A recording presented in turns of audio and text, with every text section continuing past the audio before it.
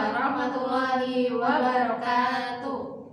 Halo anak-anak, apa kabar kalian? Semoga kalian sehat, kalian selalu berada di rumah ya. Karena masih ada COVID yang masih melanda Indonesia. Jangan sampai juga kalian terkena COVID ya, karena kita harus sehat. Karena kita mau mulai pembelajaran pada hari ini. Nah, hari ini Miss Tami kedatangan tamu nih. Tamunya siapa? Tamunya yang sangat cantik sekali. Yuk kita kenalan dulu. Halo anak-anak, saya ucapkan selamat datang bagi siswa-siswi MTS Muhammadiyah Surakarta tahun 2021-2022. Saya Budana Nuriana, selaku Wakil Keislaman di MTS Muhammadiyah Surakarta. Ya, terima kasih Budana sudah mengisi materi tentang keislaman dan kemuhammadiyahan pada hari ini. Kita akan membahasnya langsung nih. Kira-kira ada apa aja sih program di keislaman dan kemuhammadiyahan? Kalian penasaran tidak? Ibu harap kalian bisa mencatat atau mendengarkan secara baik-baik ya, supaya kalian bisa paham juga ada apa sih keislaman dan kemuhammadiyahan di MTS Muhammadiyah Surakarta. Oke, langsung saja kita dengar materi dari Budana. Silakan Budana. Oke, terima kasih Miss Tami. Jadi saya jelaskan ya, kalau di MTS Muhammadiyah Surakarta ini ada beberapa program yang sudah sebelum pandemi itu sudah berjalan. Kemudian ada yang berbeda di masa pandemi ini karena kalian sudah tahu sendiri ya, karena semua berbasis daring.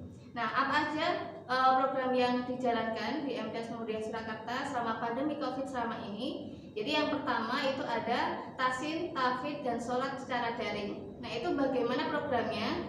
Jadi nanti kalian sebagai siswa itu nanti akan dibagi kelompok, kemudian nanti akan dibagi pendamping, di mana tiap pendamping itu nanti setiap hari Senin sampai Jumat itu nanti akan menelpon kalian atau memvideo kalian untuk mengecek hafalan dan sholat kalian.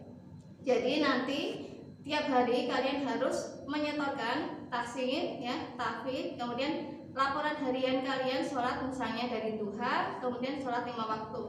Nah, nanti akan dicatat oleh pendampingnya masing-masing dalam lembaran. Nah, nanti tiap bulan itu ada laporannya ke saya ya, sebagai pakar keislaman. Nah, kemudian yang kedua itu ada kelas intensif tafid. Nah, itu apa? Jadi tadi selama program tahsin tafid tadi kan mesti dipilah-pilah ya, disetorkan hafalan-hafalannya. Nah, bagi siswa yang sudah hafal ya, juz 30 sampai juz 29 mungkin, nanti ada pendampingan tersendiri di kelas intensif tafid.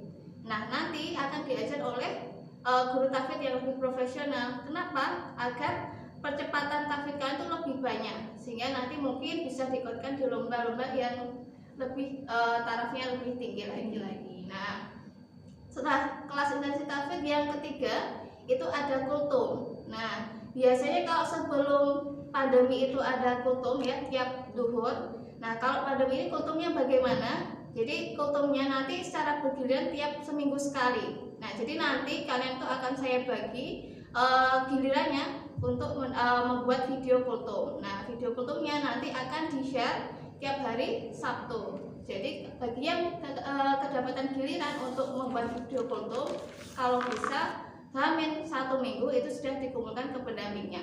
Baru nanti di-share ke semua grup, kemudian kalian mencatatnya di buku kultum. Nanti buku kultumnya juga dikumpulkan ke sekolah ya, Bu Tami ya. Iya. Nah, kemudian yang keempat itu ada kotak infak, namanya infak Jumat. Nah, jadi sebelum pandemi itu tiap Jumat itu ada kegiatan Jumat mengaji, kemudian anak-anak ya, siswa itu mengumpulkan infak. Nah, tapi karena pandemi ini kan nggak mungkin tatap muka ya, jadi kalian nanti akan membuat kotak infak. Misalnya seperti ini ya. Ini hanya contoh saja ya. Jadi di sini ada kotak infak. Nanti kalau bisa kalian itu di rumah itu kotak infaknya kalau bisa ya sudah bisa dibuka. Kalau ini kan nggak bisa dibuka nih.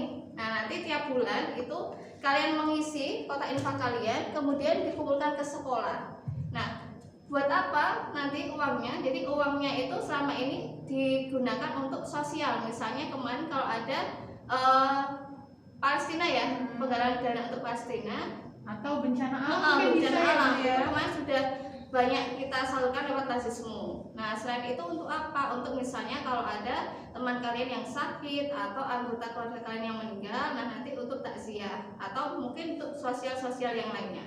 Oh iya Bu Dana, itu kotak amalnya itu bisa ya Bu ya dari barang-barang bekas? Kan bisa memanfaatkan misalnya kalau di rumah kan ada toples ya, toples sosis atau toples yang lainnya, itu nanti tinggal ditutup misalnya dengan kertas kado, dikasih lubang, nanti tiap Jumat atau mungkin tiap hari diisi gitu ya. Itu kotak infaknya. Kalau lebih bagus lagi, bisa juga nggak cuma kamu aja nih yang beramal, tapi anggota keluarga kamu yang lainnya juga ikut beramal ya Bu ya. Jadi kemarin ada salah satu siswa ya, dia itu infaknya itu ternyata satu keluarganya sampai satu anak itu mencapai 700.000 ya, atau kadang sampai ada yang hampir 1 juta.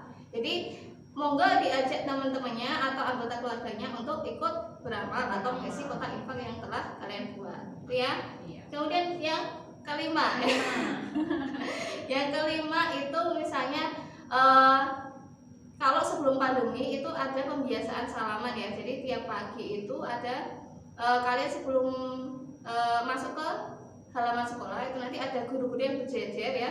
Itu nanti kalian nanti akan salaman ya, pembiasaan salaman. Kemudian yang keenam itu biasanya ada hari-hari besar. Jadi misalnya kita mengadakan kajian atau enggak, kemarin itu ada kajian parenting untuk orang tua untuk memperingati hari-hari besar, misalnya Maulid Nabi dan sebagainya gitu. Nah, kemudian apa misalnya hari besar Ramadan. Nah, Ramadan kemarin itu kita ya guru-guru itu kemudian juga beserta siswa, tapi mungkin karena pandemi nggak mungkin, jadi hanya gurunya saja itu mengadakan bagi-bagi iftar. Nah, bagi-bagi iftar kemana? Ke masjid-masjid. Nah, dananya itu sebagian diambil dari infak yang telah kalian kumpulkan. Mungkin itu saja sih pandemi ini yang mungkin program-program yang masih berjalan. Mungkin nanti di pandemi yang ini, yang tahun kedua ini, mungkin ada tambahan program yang lain yang mungkin nanti akan dijalankan. Itu ya. Mungkin itu saja Bu Tami yang bisa saya sampaikan. Terima kasih Bu Dana. Oh iya nih, mungkin banyak anak-anak yang di rumah, termasuk kalian juga, pasti bertanya, untuk masuk ke kelas unggulan tahfidz nih Bu. Nah itu kan pasti tadi Ibu sudah menjelaskan untuk hafal juz 29 dan juz 30. Nah itu akan ada seleksinya atau gimana, atau langsung masuk gitu Bu? Oh iya.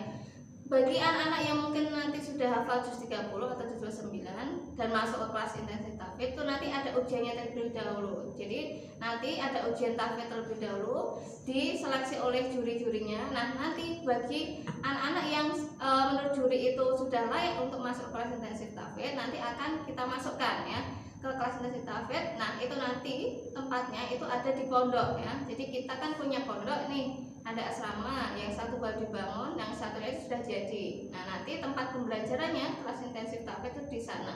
Oh gitu. Oke, berarti program keislaman dan kemuhammadiyahan insya Allah sudah jelas ya anak-anak ya. Tadi sudah dijelaskan sama Bu Dana. Yang pertama itu ada Tahsin tahfidz, terus yang kedua ada kelas intensif tahfidz, terus kemudian yang ketiga itu amal ya, amal. Yang keempat itu ada kultum, dan yang terakhir yang kelima tadi ada pembiasaan dan kemudian ada peringatan hari-hari besar. Iya, seperti itu ya anak-anak ya. Jadi ada 6 program dari keislaman dan kemuhammadiyahan. Oke, nanti kalau misalkan ada pertanyaan silahkan chat di grup. Nanti kita insya Allah dari panitia akan membalasnya dari jawabannya Bu Dana. Oke, terima kasih atas perhatiannya anak-anak sudah menonton video ini dengan panjang, dengan baik tentunya. Terima kasih juga Bu Dana telah mengisi materi pada pertemuan kali ini. Saya ucapkan mohon maaf apabila masih banyak kekurangan dan kesalahan. Assalamualaikum warahmatullahi wabarakatuh.